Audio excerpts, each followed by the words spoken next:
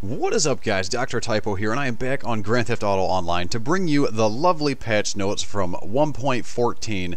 Finally, about time it's here. This is the I Am Not a Hipster update. No heists, but I guess that was to be expected. First and foremost, I'm going to show you the new things they added, and this is probably my favorite. You can now reorganize vehicles in your garage. It's very easy to do. There's a marker in the back of your garage to do it, and of course you can reorganize your bikes on your bike rack, considering you have, one of the top tier garages and you have a bike rack. But this is probably my favorite thing they've added, aside from one of the vehicles that I'm going to get to in just a moment. But like I said, rearranging your garage, this is something we've all been asking for a hot minute, and now we finally got it without having to do any sort of voodoo like pulling your cars out of the garage and putting them back in and stuff like that. Instead, they're just here and you can rearrange them as you like. However, we'll get into what some people might consider the more juicy bit of these patch notes, and you're going to be very surprised to see that not a single new vehicle was added to the Legendary Motorsports website. Instead, every single one of them, except for one, was added to the Southern San Andreas website. And so all of these vehicles are essentially going to be, pretty affordable for you and me. And like I said, there are 7 new vehicles, and then there's actually 10 vehicles that were just in single player before that have been added. The new vehicles that we're getting, old Grand Theft Auto players might, recognize a little bit, because there are a couple classics in here. The Benefactor Glendale, the Benefactor Ponto, the D-Class Rhapsody, the Lampadati Pigalle, the Vapid Blade, the Volker Warrener, and then 10, like I said, 10 other vehicles that are just in the single player have been added. The Albany Primo, the BF Surfer, and both Bravado Buffaloes, even Franklin's, you can now get that. The Bravada Yoga, Cheval Picador, the Dundee Regina, the Karen Rebel, the clean version of it, so now you don't have to stick with the, $2,000 rusted out version. You can also get the Nagasaki Hot Rod Blazer, that's Trevor's little lawnmower thing, and you can even get the Obey Tailgater, Michael's car, which was previously one of the more rare vehicles. Now you can get it by just spending $55,000. Not even having to waste any time. That's actually pretty cheap for a car that, was one of the more rare vehicles anyways.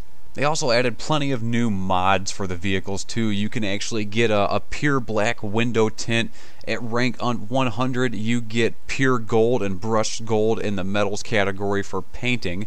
You will also get 4 new jazzy vehicle horns as described by Rockstar themselves, including one which loops and speeds up and slows down as you drive. Now, like I said, there is one vehicle that is not on Southern San Andreas, and that is this right here, the Dubsta 6x6. This vehicle has 6 wheels, and it is completely bulletproof, considering you buy the option at a mod shop.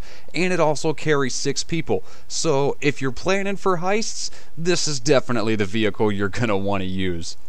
Of course, that's considering that heists ever launch, seeing as so far they've been anything but a myth, I guess. They also added a couple new weapons, and I'd actually tried both of them out and not impressed at all with either of them. The antique pistol was the first one that, I thought, and I seen it and I was just like, really? They added another pistol? And it sucks. Oh, whatever. I guess I'll just buy the mods for it and make do and see whatever, what it's capable of. And it turns out it's capable of absolutely nothing. They also added a new melee weapon, the antique Calvary Dagger, and that's pretty much what it is. It's just another melee weapon that you can shank somebody with, just like the Broken Bottle. Same animations, same everything. It just looks a little bit cooler than your standard knife, and so I guess it's kind of fun to shank somebody with just because of how awesome it looks. The weapons they've given us have definitely proven to be disappointing once again, but at least they went ahead and added a crapload of other stuff anyways. Over 170 new clothing items, 4 new hairstyles, 10 new beards for male characters, so if you want to look a little bit more like a dwarf, you can do that. 8 new animal-inspired masks. It's actually technically 4 style masks with 2 different color variants. And then they added 49 new tattoos, 8 new individual player celebrations have been added, and then 4 new paired celebration animations have been added. That's a lot of Asians. So if you like to do, any of those, like the docking or anything like that, congratulations, you now have a whole bunch more to choose from.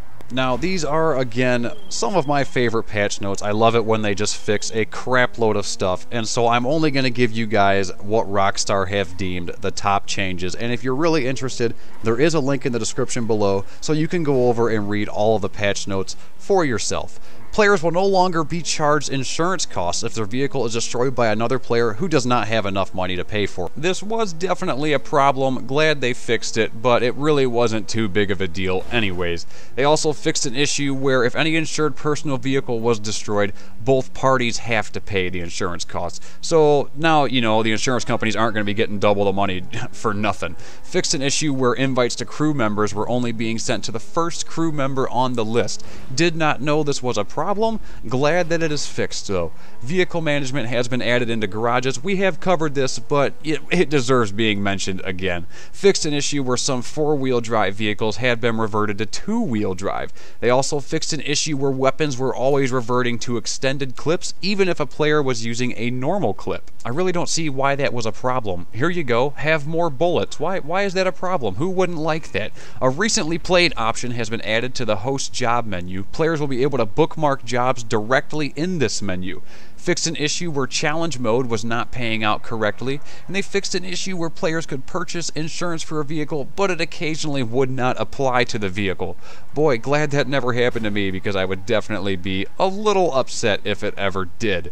They went ahead and made it so the invincibility after respawning has been reduced to 2 seconds. So now when you respawn, you won't be invulnerable to damage nearly as long as you were before. I think it might have been, it was either 3 or 5 before. I'm not 100% sure. Perhaps somebody can correct me on that. They fixed an issue where players were able to avoid any sort of bad sport rating or having to pay insurance on a vehicle when you blow vehicles up with a tank. So apparently driving around in the tank and killing people with it for a little bit there was a problem because nobody was getting any sorts of repercussions for it. Well, now they are. When a player dies, they now have a chance to detonate any sticky bombs they had placed. They must be detonated as soon as the wasted screen appears, or they will be deleted. Now you get a chance, you know, kind of like a dead man's trigger a little bit. Player names now show on the minimap when it is expanded. This is actually a cool little feature. When you open the minimap, the little dot, and you'll see a name next to it, and it is pretty cool, you know, so if you're chasing somebody down, it won't be so hard to, I guess, lose them in a crowd. Or perhaps it won't be so easy. Whatever, you're going to have an easy time tracking people down because you can see their names on the minimap now. Tear gas now does more damage and lasts longer, so this pretty much waste of money is now, you know, something worth using. They also fixed an issue where it was possible for the game to freeze when starting Rooftop Rumble from the job selection menu. Despite how many times I've actually played Rooftop Rumble, this quite hadn't happened to me yet, so I'm going to go ahead and say thank you, Rockstar, for making me being able to avoid something which definitely would have been a problem. They went ahead and they changed the mission Coveted a lot, and this is one thing that I was really hoping to show you guys. However, for some reason right now I can't do any of the jobs, and it's actually kind of agitating because I was really wanting to try out this new Coveted. They added new objectives. When the players arrive at the cove, their objective becomes secure the landing site. You'll then have 2 minutes to reach the landing area and kill nearby enemies. Failing to do this will fail the mission.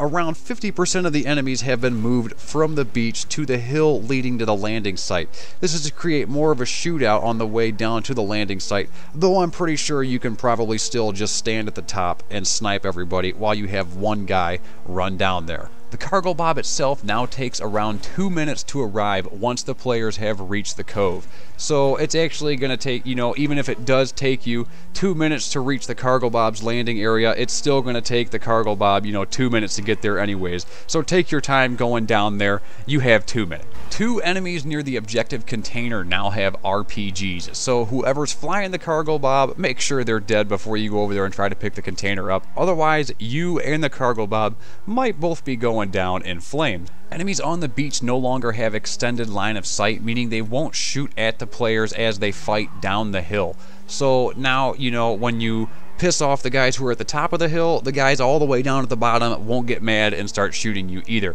Thank God, because that was definitely a little bit of a problem with this mission. The drop-off location for the container is now at a warehouse in Cypress Flats. Previously, Rockstar thought the drop was too close to the action. I disagree. I think it was definitely the appropriate distance away from the action. Once the player has collected the container, an enemy helicopter spawns and pursues the cargo bob. So now you do have a little bit of a reason to wait for at least one guy to get in there with you, because you're going to have a tail and he's probably going to be shooting at you. This is pretty much it for all the top changes. Like I said, there is a link in the description below, so if you guys want to go check out all the patch notes, be my guest. Hope you guys enjoyed this video. If you did, go ahead and hit that like and subscribe button. Take two and call me in the morning.